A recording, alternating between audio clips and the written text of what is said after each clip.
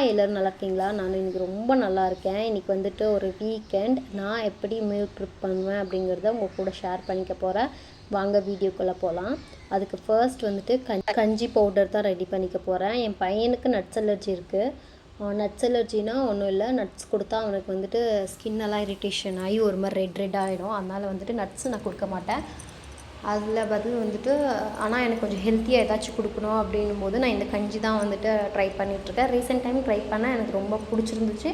அவனுக்குமே வந்துட்டு ஓரளவுக்கு நல்லா குடிக்கிறான். என்னென்ன இன்க்ரீடியன்ட்ஸ் வந்து சேர்த்துக்கிறேன் அப்படின்னா, ராகி, சிவப்பரிசி, அப்புறமா வந்து கம்பு, இது மூணே இது தான். இது நல்லா வறுத்துட்டு என்னென்னு சொல்லிடுறேன். இந்த டம்ளரில் வந்துட்டு 1 டம்ளர் ராகி, 1 டம்ளர் கம்பு, 1.5 டம்ளர் சிவப்பரிசி, இது மூணுமே நல்லா கழுவி நல்லா காய வச்சு அப்புறமா தான் எடுத்திருக்கேன். தனித்தனியாக காய வச்சு எடுத்திருக்கேன். அதில் வந்துட்டு நான் ராகி வந்துட்டு ஃபஸ்ட்டு போட்டு நல்லாவே வறுத்துக்க போகிறேன். கொஞ்சம் ஸ்மெல் வந்து சூப்பராக வரும். ஒரு மாதிரி அந்த ஸ்மெல் வந்து எனக்கு ரொம்ப ரொம்ப பிடிக்கும்.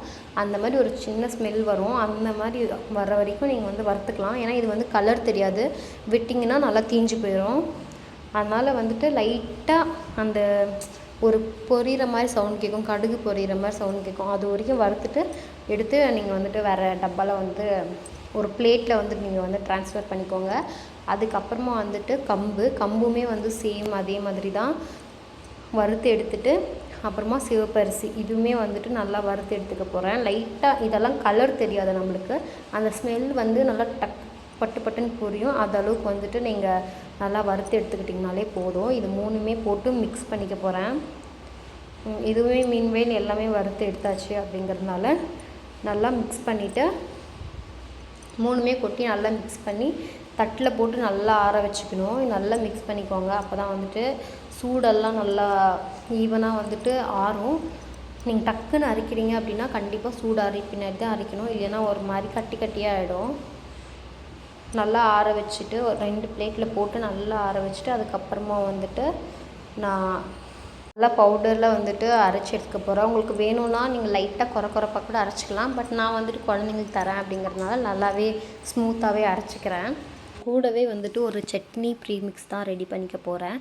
இது நான் ஃபர்ஸ்ட் டைம் ட்ரை பண்ணேன். டேஸ்ட்டு செம்மையாக இருந்துச்சு. உங்களுக்கு வேணும்னா நீங்களும் ஒரு டைம் ட்ரை பண்ணி பாருங்கள். இதுக்கு தேவையானது வந்து தனியா, கடலப்பருப்பு, உளுத்தம்பருப்பு, காஞ்ச மிளகா உங்கள் காரத்துக்கு ஏற்ப சேர்த்துக்கோங்க. எனக்கு கொஞ்சம் காரமாகிடுச்சு, பட் டேஸ்ட் மட்டும் அல்டிமேட்டாக இருந்தது.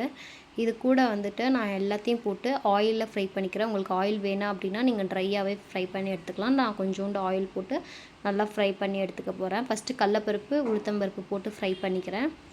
அது கூடவே வந்துட்டு லைட்டாக ப்ரௌன் கலர் ஆன உடனே கருவேப்பிலை, காஞ்ச மிளகா போட்டு நல்லா வந்துட்டு நான் கொஞ்சோண்டு கொத்தமல்லி போட்டிருக்கேன். உங்களுக்கு வேணும்னா போட்டுக்கலாம், இல்லைனா ஆப்ஷனல் தான், ஸ்கிப் பண்ணிக்கலாம்.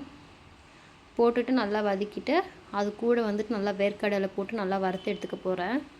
இதுவுமே வந்துட்டு நான் லைட்டாக வந்துட்டு ஆயிலில் தான் போட்டு வறுத்துக்க போகிறேன். பட் நான் ஆயில் இல்லாமல் வறுக்கிறது தான் பெஸ்ட்டு எனக்கு தெரிஞ்சு. நான் வந்து 3-4 டேஸில் வந்து காலி பண்ணிவிடுவேன் அப்படிங்கிறதுனால நான் ஆயில் போட்டே வந்துட்டு வறுத்துக்கிறேன். அரைக்கும்போது இது கூட வந்துட்டு கொஞ்சோண்டு உப்பு, புளி, பூண்டு போட்டு நல்லா அரைச்சிக்கிட்டிங்கன்னா செம்ம டேஸ்ட்டில் நல்ல வாசனையோடு சூப்பராக இருக்கும். எனக்கு ரொம்ப பிடிச்சிருந்துச்சி டேஸ்ட்டு. நீங்கள் சப்பாத்தியெல்லாம் செய்கிறீங்கன்னா சும்மா தண்ணி ஊற்றி மிக்ஸ் பண்ணி சாப்பிட்டுட்டு இருக்கலாம், நல்லாயிருக்கு டேஸ்ட்டு. அதுக்கப்புறம் பூண்டு உரிக்கிறது வந்து பெரிய கஷ்டம். எனக்கு இந்த வேலையிலே எனக்கு ரொம்ப பிடிக்காத வேலைனா இந்த பூண்டு தான். கையெல்லாம் எரிச்சல் அடிக்கும். அதனால் வந்து நல்லா சின்ன பூண்டாக இருந்தால் இன்னும் ரொம்ப கஷ்டமாயிடும். அதனால் வந்து நல்லா தண்ணியில் வந்து போட்டு கொஞ்சம் நேரம் ஊற வச்சுருவேன். ஊற வச்சுட்டு அதுக்கப்புறமா வந்து நீங்கள் தோல் எடுக்கும்போது ரொம்ப ஈஸியாகவே வந்துடும். கையும் எரிச்சல் வராது, ரொம்பவே நல்லாயிருக்கும். நீங்கள் வந்துட்டு உங்களுக்கு நகம் இல்லைனாலும் இந்த டிப்ஸ் வச்சு நீங்கள் ட்ரை பண்ணி பாருங்கள்.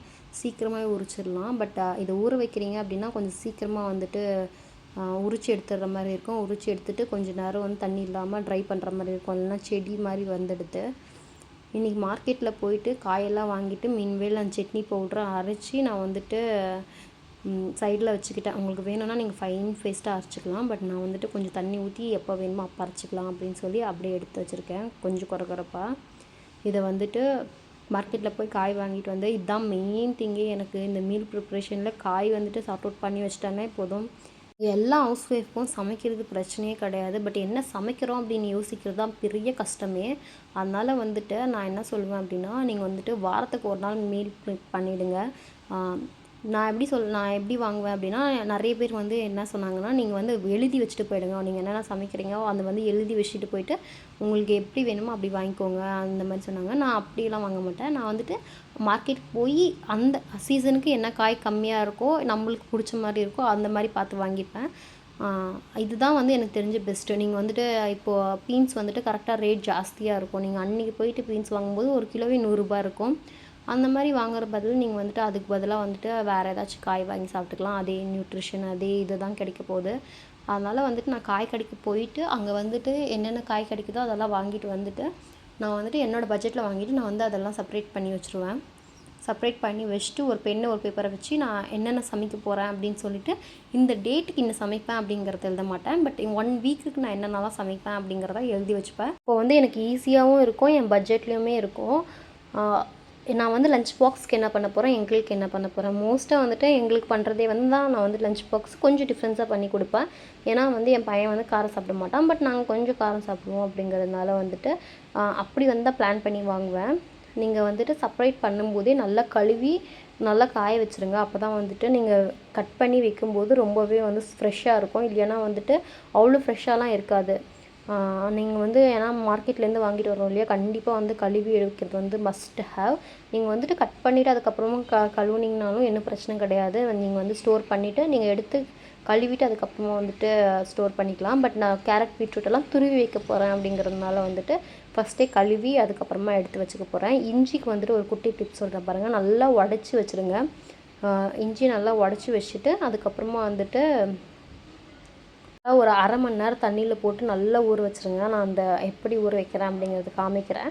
அதுக்கப்புறமா வந்துட்டு இது ஊற வைக்கும்போதே நம்ம ஊற வச்சுட்டு அதுக்கப்புறமா எல்லா ஒர்க்குமே பண்ண ஆரம்பிச்சிட்டோம் அப்படின்னா கரெக்டாக இருக்கும். இதெல்லாம் முடிக்கிறதுக்குள்ளே நம்ம இஞ்சி பூண்டு பேஸ்ட்டுமே அரைச்சி எடுத்துடலாம். பச்சை மிளகா காம்பு கிள்றது வந்துட்டு ரொம்ப ரொம்ப முக்கியம். நான் வந்து என்ன சொல்லுவேன் அப்படின்னா, கிள்ளிட்டு அப்படியே போயிட்டு நம்ம கண்ணில் கை வச்சுப்போம், காலில் கை வச்சுப்போம். நான் வந்து அந்த மாதிரி தான். இல்லை குழந்தைய போய் தூக்கிடுவேன், ஏன்னா மறந்துடுவேன், பாதி மறந்துடுவேன். அதனால் வந்துட்டு நான் எல்லாத்தையும் வந்துட்டு கரெக்டாக கட் பண்ணி எடுத்து வைக்க போகிறேன். எப்படி எடுத்து வைக்கிறேன் அப்படின்னு காமிக்கிறேன். இந்த மாதிரி ஜிப்லாக் கவர்ஸ் தான் நான் வாங்கியிருக்கேன். இது வந்துட்டு ஃபுட் சேஃப் தான். மைக்ரோ ஓவன்லுமே வைக்கலாம் அப்படிங்கிறது தான் மென்ஷன் பண்ணியிருக்காங்க. பட் மைக்ரோ ஓவனில் வைக்கிற அளவுக்கு சேஃபாக அப்படிங்கிறது எனக்கு தெரியாது. பட் அங்கே மென்ஷன் கன்ஃபார்மாக பண்ணியிருக்காங்க. கேரட்டும் பீட்ரூட்டும் மட்டும் துருவி சேர்த்துருக்கேன். மீதி எல்லாமே பச்சை பட்டாணி பீன்ஸ் எல்லாமே கட் பண்ணி எடுத்து வச்சுருக்கேன். காலிஃப்ளவர் கட் பண்ணி வச்சுருக்கேன். அதுக்கப்புறமா எனக்கு வெண்டைக்காவும் கத்திரிக்காய் அப்புறமா வந்து இந்த வாழைக்காய் இது எப்படி ஸ்டோர் பண்ணோம் அப்படிங்கிறது எனக்கு தெரியல. மேபி உங்களுக்கு தெரிஞ்சுன்னா கமெண்ட்ஸில் சொல்லுங்கள். நான் வந்துட்டு ட்ரை பண்ணி பார்க்குறேன். இது வந்து இட்லி பொடி, இங்கே லெமன் அதெல்லாமே இருக்குல்ல, இது ஃப்ரிட்ஜில் வந்து அவ்வளோ இடமும் பிடிக்காது. இது ரீயூஸபிள் கவரும் தான். 160 ருபீஸ்க்கே நீங்கள் வாங்கி பாக்ஸை விட எனக்கு தெரிஞ்சு இது கன்வீனியண்ட்டாக இருக்கிற மாதிரி தான் ஃபீல் ஆகுது. பட் நான் யூஸ் பண்ணிவிட்டு நான் சொல்கிறேன். நீங்கள் வந்துட்டு 1 வீக் அளவுக்கு நீங்கள் வந்துட்டு க்ளீன் பண்ணுற வேலையும் மிச்சம், பாத்திரம் கழுவுற வேலையும் மிச்சம், அந்த டஸ்ட் ஆகாமவும் இருக்கும் நம்ம கிச்சனில். அதுக்கப்புறமா வந்துட்டு ஃப்ரிட்ஜில் வைக்காததெல்லாம் எப்படி ஸ்டோர் பண்ணுறேன் அப்படிங்கிறத காமிச்சிடுறேன். தக்காளி அப்புறமா வந்து பூண்டு வந்து ஒரே சைடு போட்டிருக்கேன். பட் அழுகிடும். தக்காளி அழுகிச்சுன்னா கண்டிப்பாக வந்து பூண்டு அழுகிடும். பட் நான் அழுகிற அளவுக்கு விட மாட்டேன், டக்கு டக்குன்னு எடுத்து யூஸ் பண்ணிப்பேன் அப்படிங்கிறதால நான் மேலேயே வச்சுருக்கேன். அப்புறம் வெங்காயம் தேங்காய் நெக்ஸ்ட் வீக்கில் வந்துட்டு மீல் ப்ரிப்ரேஷன் பண்ணும்போது தேங்காய்லாம் எப்படி ஸ்டோர் பண்ணுறேன், அதுக்கப்புறமா வந்துட்டு இஞ்சி பூண்டு எப்படிலாம் அரைக்கிறேன் அப்படிங்கிறதெல்லாம் ஷேர் பண்ணிக்கிறேன்.